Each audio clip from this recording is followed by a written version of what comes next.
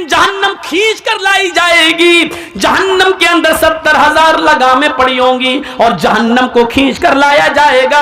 जब जहन्नम को खींच कर लाया जाएगा, जहन्नम चीख रही होगी। और सुनो, हाँ सुनो, कुरान सुनने के लिए बुलाया, हदीस सुनने के लिए जर्जीस को दावत दी, तो सुनो, हाँ सुनो, जहन्नम जब खींच कर लाई जाएगी, अल्लाह कहेगा ऐ जहन्नम क्या चाहती है? जहन्नम चीखेगी और कहेगी उकिल्तु बिसलास, आय अल्लाह मेरे अंदर 3 किस्म के लोगों को पहले डाल, 3 गुनाहगारों को मेरे अंदर पहले डाल। अल्लाह कहेगा ऐ जहन्नम बता तेरे अंदर 3 कौन से गुनाहगारों को डालो? सबसे पहले वो नाम लेगी, आय अल्लाह उकूकुल वालिदैन, माँ बाप के सताने वालों को, माँ बाप को रुलाने वालों को जहन्नम में मेरे अंदर सबसे पहले फेंक। दुनिया में जो अपने माँ बाप को सताया करते थे, माँ बाप के साथ जुल्म करते थे, माँ बाप को नजरअंदाज करते थे, माँ बाप को खून के आंसू रुलाते थे, पाल पोस कर माँ बाप ने बड़ा किया, उनको अजियत और तकलीफ देते थे, उनको तू जहन्नम के अंदर मेरे पेट में पहले डाल। अल्लाह जहन्नम की ख्वाहिश पूरी करेगा और माँ बाप के नाफरमानों को जहन्नम के अंदर डाल दिया जाएगा। फिर जहन्नम कहेगी शैखुन जानिन, हाय अल्लाह मेरे अंदर बूढ़ा आदमी जो दुनिया में जिना करता था, बूढ़े लोग जो दुनिया में जिना करते थे, बुढ़ापे के बावजूद वो लड़कियों की जिस्मों से खेला करते थे, उनकी इज्जतों को तार तार करते थे, उनको बहला फुसाकर और उनको गलत काम के लिए आमादा करते थे। ऐ अल्लाह उन बूढ़े, उन बुजुर्ग जिनाकार लोगों को तू मेरे अंदर डाल। नौजवान से तो एक बार गलती होती है, वो जवानी का नशा है, हालांकि वो भी जहन्नम में सजा भुगतेंगे, वो अपने हिसाब किताब के बाद जहन्नम में जाएंगे, लेकिन जहन्नम जिनको मांग रही है वो कह रही है कि मेरे अंदर बूढ़े जिनाकारों को, बूढ़े जानियों को तू मेरे अंदर डाल, जिन्होंने बुढ़ापे के बाद भी, जबकि उस उम्र में शहावत कम हो जाती है, इस उम्र में शहावत की कमी हो जाती है, इसके बावजूद उन्होंने लड़कियों की इज्जत से खिलवाड़ किया। आय अल्लाह इस बूढ़े जानी को तू जहन्नम के अंदर डाल।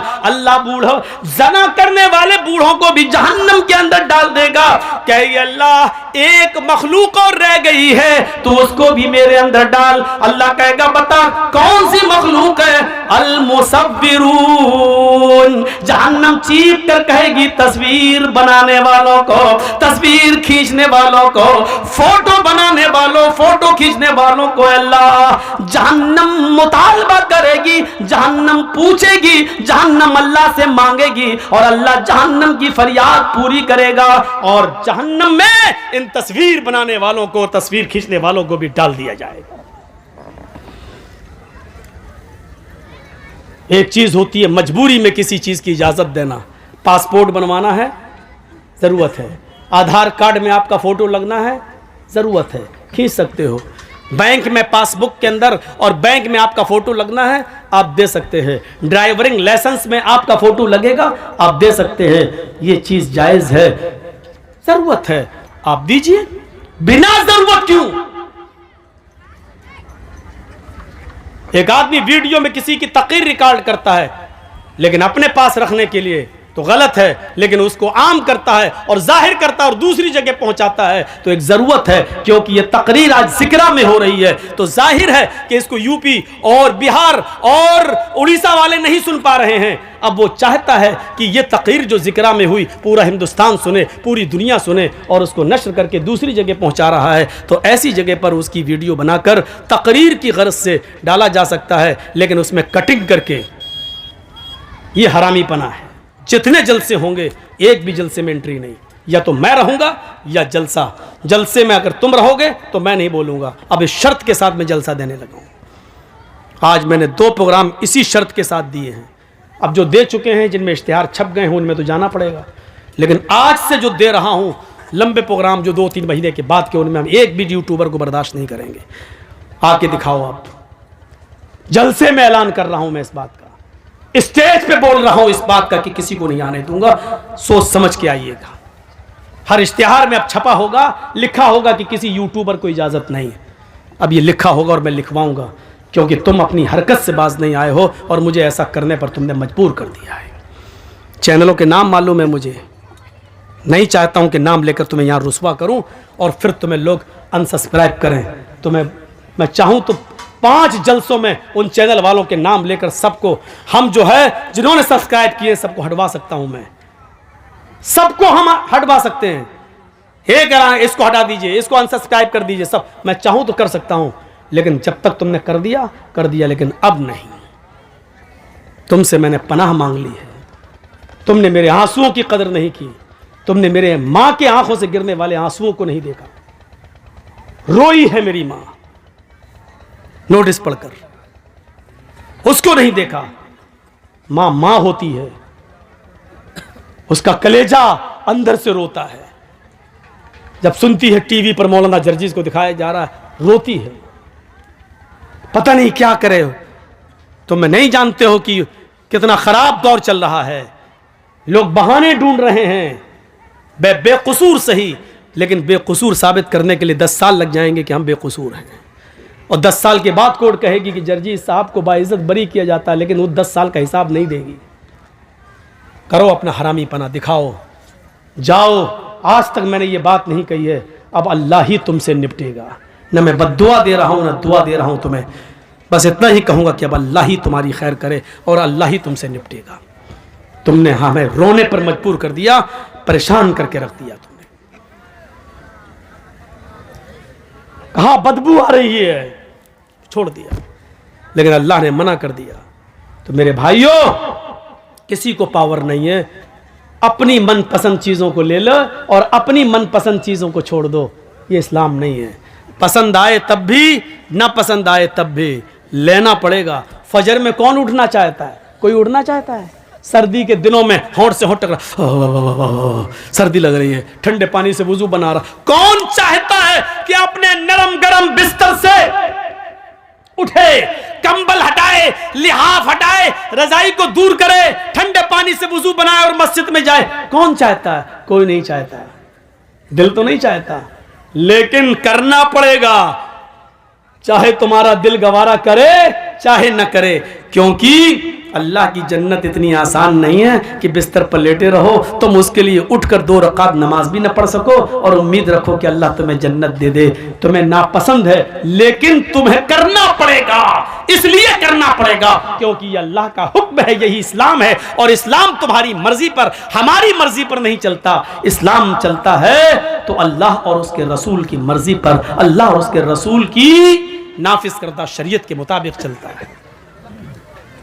साहबा ने कुर्बानियां क्यों दी हैं, अपनी जानें क्यों दी हैं, इसको सोचिए। हमें भी वो कुर्बानियां देने की जरूरत है। कौन आदमी ऐसा है जो ये चाहता कि अपनी जान दे?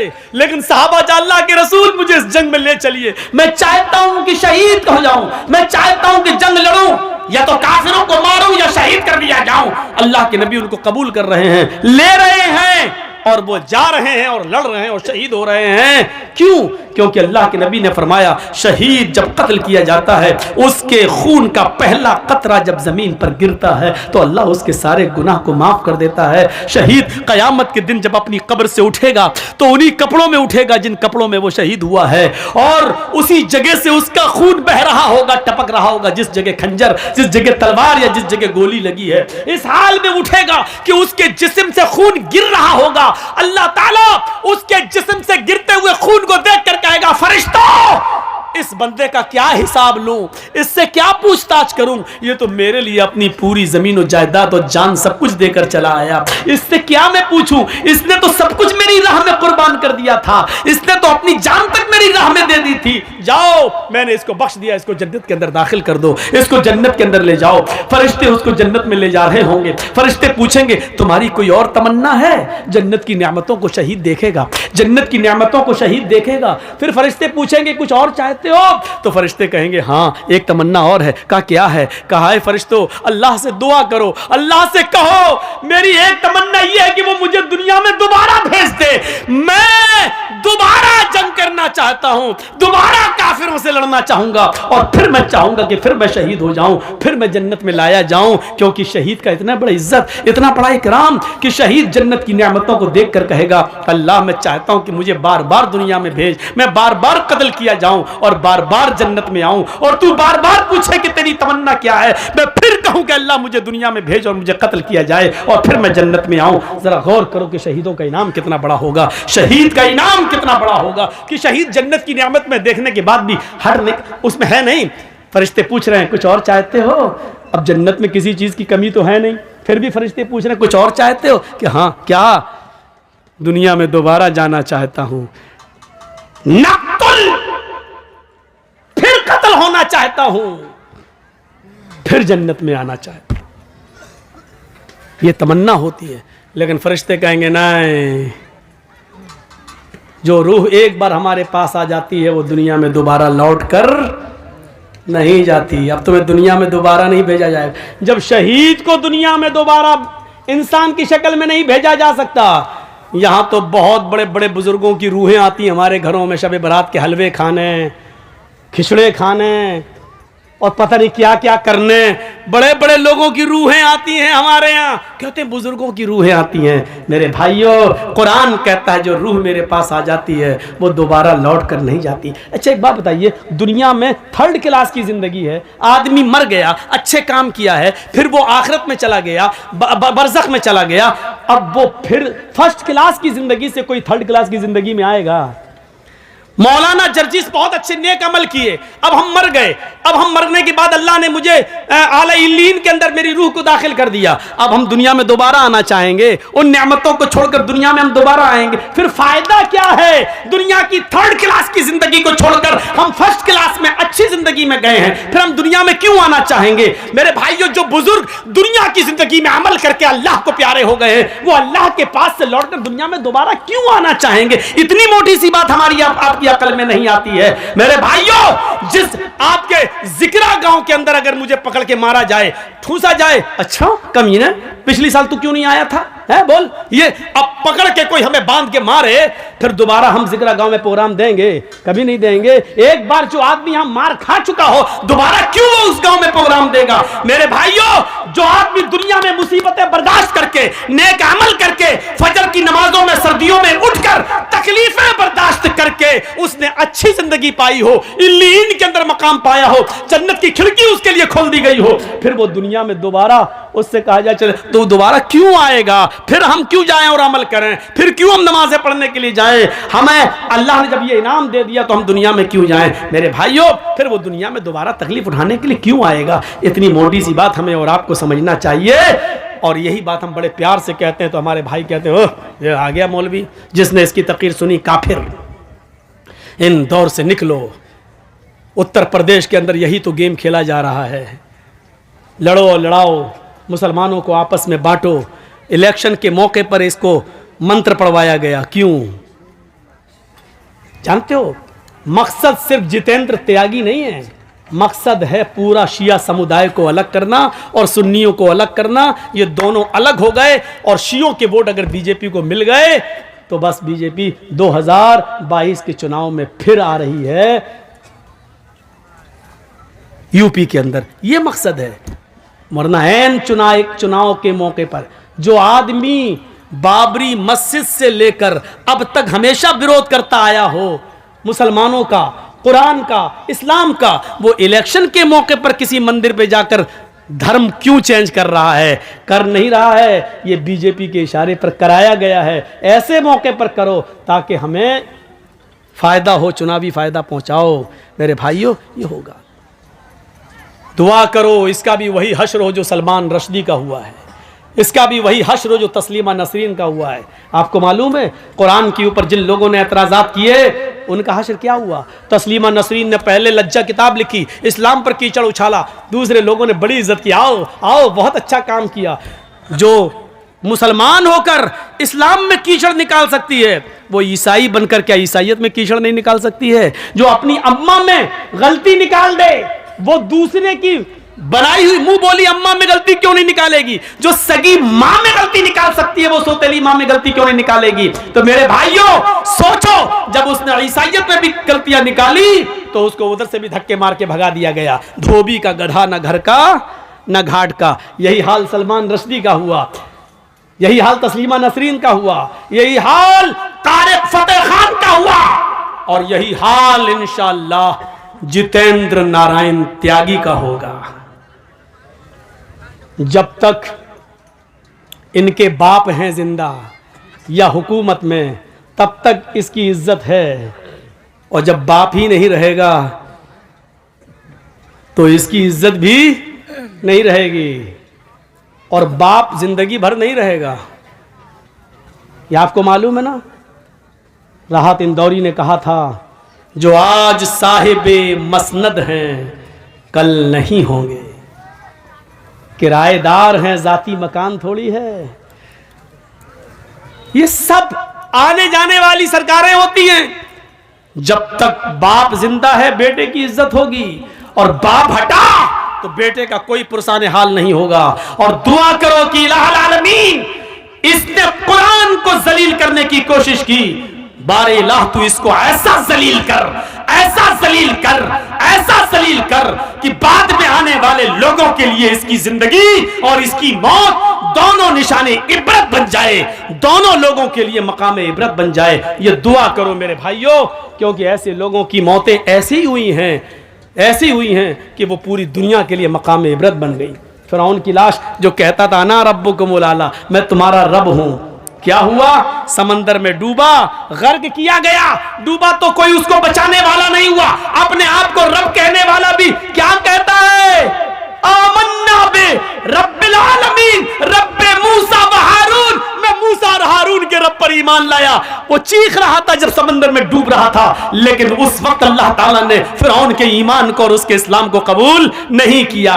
मरते वक्त इस्लाम ला रहा है, समंदर में डूबते वक्त मूसा और हारून के रब को अपना रब कह रहा है। नहीं, अब तेरे इस्लाम की और तेरे ईमान की अल्लाह को कोई जरूरत नहीं है। मकाम इबरत बना दिया उसकी लाश को। मेरे भाइयों, आज भी फिरौन की लाश मिस्र के म्यूजियम के अंदर रखी हुई है। आज भी जमीन के किसी टुकड़े के अंदर फिरौन की लाश को अगर दफनाओ तो जमीन निकाल के फेंक देती है, उसको एक्सेप्ट नहीं करती है। मेरे भाइयों, आज भी फिरौन की लाश को किसी समंदर में डालो तो समंदर उसको बहाता नहीं है, उसको बाहर फेंक देता है। आज भी फिरौन की लाश को समंदर एक्सेप्ट नहीं करता है और जमीन फिरौन की लाश को एक्सेप्ट नहीं करती है। अल्लाह ने फिरौन की लाश को दुनिया वालों के लिए मकाम इबरत बना दिया है।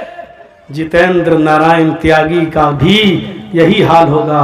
उसकी जिंदगी और उसकी मौत दोनों बाद में आने वाली नस्ल के लिए मकाम इबरत बनेगी। चले थे साहब कुरान बदलने, 26 आयतें निकाल कर दम लूंगा, कुरान को बदल के दिखाऊंगा, कुरान से 26 आयतें निकलवा के दिखाऊंगा।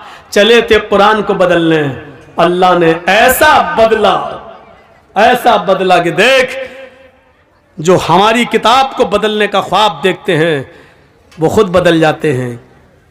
और फिर वही चीज़ जो कल और परसों मैंने कही थी, वो जब पूजा करेगा तो फख्र करेगा मैं हिंदू हूँ, अग्नि की पूजा करेगा तो फख्र करेगा कि मैं हिंदू हूँ, चंदन लगाएगा, सब कुछ लगाएगा, सब कुछ करेगा मूर्ति, लेकिन जब पेशाब करने बैठेगा तो उसको गुस्सा आएगा, कमबख्त यहीं से मैं हिंदू नहीं हूँ। जब भी वो पेशाब और लैट्रिन करने जाएगा कहेगा कमबख्त ये, और बदल जाती। गलती करी बेचारे उस पंडित ने जिसने इसको हिंदू बनाया था। उसको सबसे पहले बीच वाली चीज बदलनी चाहिए थी कि यहां से तो तुम मुसलमान हो, ये तो बदलो पहले। हो सकता है हुकूमतें फोन कर रही हो, जापान, जर्मन, अमेरिका, कि भाई बीच वाली चीज़ को चेंज करने का और नॉर्मल जैसे बच्चा पैदा होता उसी तरीके से हो जाए, ऐसी कोई सर्जरी है? ऐसी कोई सर्जरी मिल नहीं रही है। शायद उन लोगों ने ये कहा हो कि नहीं साहब, बेहतर इसी में है कि इसका खतना ख़त्म कराने के लिए आपको पूरी की पूरी गायब करना पड़ेगी। हो सकता है कि इसको बाद में हिंदू भाई ये कहने के लिए ख़त्म कराओ, ये खतना हमें जीने नहीं दे रहा है, ये हमारे धर्म में कलंक बन रहा है, इसको ख़त्म करो। और जब अगर बीच वाली चीज को खत्म कर दिया तो तुम फिर बीच ही वाले बन जाओगे, ना मर्द रहोगे ना औरत, फिर जिंदगी भर। देखा अल्लाह ने कैसे बदला, चले थे कुरान बदलने, अल्लाह ने ऐसा बदला कि बीच वाला बनने की नौबत आ गई।